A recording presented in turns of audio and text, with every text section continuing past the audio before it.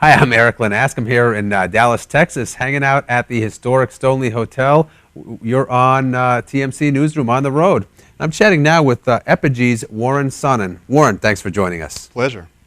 So, let's cut right to the chase. You guys have some a new product line or an extension of your product line that you've been working on. Tell me about that. Sure. So, last year we introduced the Quadro M32X. That was, at that point, the largest product of our portfolio, and it was based on a new motherboard design. So it gave us a lot more power in the box, and we could do a lot more creative things. For example, we added integrated call recording, conference bridge, ACD for call centers, and recently we added some barge-in silent monitoring and whispering type features. But what we found is a lot of our customers were buying that or were saying, hey, this is a bit too big. Can we get something like this smaller? So I guess the biggie size term didn't really work out there.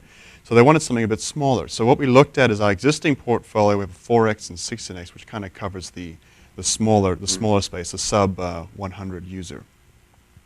So we kind of looked at the 32X and figured out ways to take that product and bring it down a bit, bring the cost down, and make it really kind of fit into that spot. So this year we're launching the Quadro M8L, which starts at about 32 users and goes to about 98, and will support all the same features as the 32X. Different capacities, but the same sauce really. So it gives our SMB customers, again, the power that they deserve from these enterprise type solutions, which is really kind of our foundation as Epygi. That's kind of where we started. We wanted to allow these smaller companies and mid-sized companies the features and power that the enterprise and the big boys are used to, right?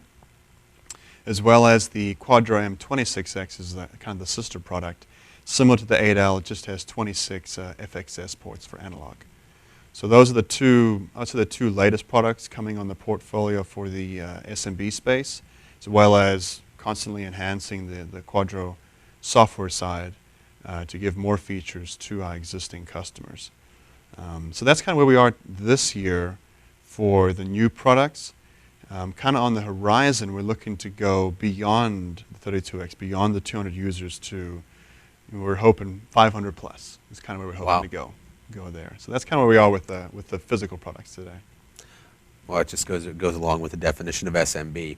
But some of the enhancements that you were talking about really seem like you've kind of headed a little bit towards accommodating contact center type deployments. Yeah, what we found is, we probably all thought that contact centers were the bigger companies, the guys that catch us at 6 o'clock at dinner, that kind of thing. But it's not really true. You'll be amazed at these smaller companies where they've got, I don't know, 3, 5, maybe 8 people that are a sales team that are not getting the calls delivered correctly. And what we found is even the small guys need all of those ACD type features. So that contact center direction was really important for us to enhance, again, what the smaller customers out there demanded from us. And years ago, they probably did not know to ask those questions or didn't think they were really privy to that level of feature. But nowadays, with what TMC has done with educating the market as well, they know to ask these questions. And they're coming to us and demanding for that type of power in such a small box. So we did try our best to cover that need. And what we found as well is when we introduced those ACD call center type features, a lot of people started to need the advanced reporting as well. Of course. They said, oh, this is great. I get to handle these calls, but what happens at the end of the month when I need to report on it? A department needs to know how they performed, or the department head wants to see why maybe sales dipped, where people are just sitting there hitting the do not disturb or keeping busy all the entire time. So we worked on some strategic partners over the last couple of years as well for that. And that's another strong point for Epygi. We wouldn't be anywhere without our partners. And the previous strategic partner for us was Polycom. It was huge for us. As well as the latest one is RSI, Resource Software International. And they're a software developer company that for years has been providing this ACD reporting and billing information, whether it be for call centers, hospitality, you name it, they're the experts in it. They've been doing it for Nortel, Avaya, and such for quite a long time. And I actually worked with them back when I was with Nortel.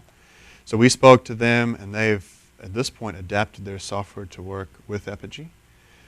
So now we have that reporting. So at this point, we feel that we have a holistic solution for that space. As we add on those features, I mean, like kind of you said, you can create gaps sometimes when you do that. We're experts in the PBX. That's why we don't make phones.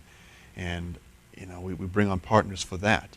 And we would love to be the expert in writing the software as well, but I don't know the ins and outs of this hotel we're in. I don't understand it all. There's experts out there that know it way better than us, and we work with them to provide a true solution for our customers. Another partner is IS Systems, a smaller house out of Austin as well, so we try and keep a few options as well when we do this. So you've really created a complete solution for the SMB market. Now, obviously there are some other all-in-one solutions out there as well. How do you compete against some of those others, that some of which may have a little bit lower price point? Right. So there's two ways I would describe it. We've got what I would call the good competition, the bad competition. Good competition for us are people like the ShoreTels and Avayas and Cisco's. I love competing against them because they've got like solutions. Their products can come down into our space. They have all the cool features as well. But the price point is always a concern, and that's where we try to excel. So what we try and deliver is a solution that matches what they were offered at a better price, and we're closer to that customer. We have end customers that will call us directly for help, and we'll get them in contact with the right person at the reseller or the distributor level to get their answers taken care of. You try and place a call into some of the bigger fish, it's going to take a little more work, and you probably have to be certified to the point where you need 10 grants with education, whatever it might be, to get access to that information. So we try and make it easier while also spending a lot of time and effort educating those resellers and distributors to be able to help those end customers be successful. So, a key benefit for us, for the good competitors, is the fact of our size and mobility, and we're global. So we get the feedback from many different industries. We're not just getting feedback from, a barbecue place down the road in Dallas or the other great deal we had last week in San Antonio or something. We get it globally, so it allows us to, unfortunately for me, the other aspect of what I do is product management, so that's quite an immense number of requests I do get in, but we try our best to funnel it down and make sure we're producing enhancements that will truly benefit that end customer. So, as we compete against these folks, we feel that we can effectively compete based upon what we can deliver today. On the other hand, we have the lower price ones, which I'm not really avoiding that. It's just another aspect. And, the sad part there is that's kind of the bad competition for us, because we get folks that are a fraction of our price, which is really shocking, and they will list the similar features, right? And at that point, it creates a bit of a problem for us, because then we have to go and explain, without really being nasty and bashing them, the difference between what we offer in terms of call recording or ACD or whatever it might be versus our competitors. Natural competition, but folks like that are out there just to do volume. They're not really going after the customers that demand the enhanced features. They're really going after somebody who wants a cheap system and hopefully understands what they're buying. When someone buys Epygi, they know they're getting a solution at a good price, but a solution that can deliver, and can deliver something that works well and is solid. So it's a bit of a difference there. And Epic battle, right? And with the product line, you've got pretty easy scalability and upgradability as well. Yeah, we try and create products that can start at a pretty small end and grow. So the way we do our pricing model is, yes, you pay for the initial product, the hardware, starts off with a base set of features and phone support. And then we'll have licenses to grow those IP phone counts higher, as well as turn on some of the whiz-bang that we've got in these boxes. That way, an end customer that does not really necessarily need all of the cool stuff we put out this year, he wants a system that'll run solid for, say, 32 users. We got that, but hey, you can be a full-blown call center with call recording and go up to 192 users tomorrow if you want to. Moving beyond those product ranges requires a hardware jump, but we try to make it as broad as possible without sacrificing any reliability as well.